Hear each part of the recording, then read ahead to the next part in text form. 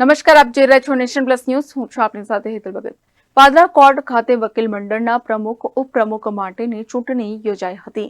સમગ્ર ગુજરાતમાં શુક્રવારના રોજ વકીલ મંડળના વિવિધ હોદ્દા માટે ચૂંટણી યોજાઈ.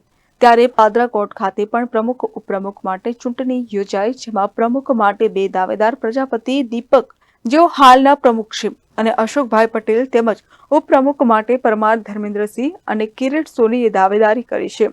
જ્યારે બીજી બાજુ સેક્રેટરી તરીકે ઇમ્તિયાઝ વકીલ તેમજ જોઈન્ટ સેક્રેટરી તરીકે કેર શાહ બિનહરીફ જાહેર થયા છે.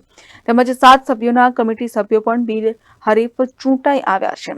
ઉલ્લેખનીય છે કે સતત 5 વર્ષ બિનહરીફ પ્રમુખ ઉપપ્રમુખ બાદ એટલે કે વર્ષ 2019 બાદ સૌપ્રથમ વખત પાદરા કોર્ટ ખાતે પ્રમુખ ઉપપ્રમુખની ચૂંટણી યોજાઈ રહી છે. પાદરાના ધારાસભ્ય ચૈતન્યસિંહ ઝાલા, જેઓ પણ વ્યવસાયિકપણે વકીલ છે, તેમણે પણ મતદાન કર્યું હતું. સાથે મોટી સંખ્યામાં વકીલ મિત્રોએ પણ મતદાન પ્રક્રિયામાં ભાગ લીધો હતો. Bureau report, nation plus news, Padra.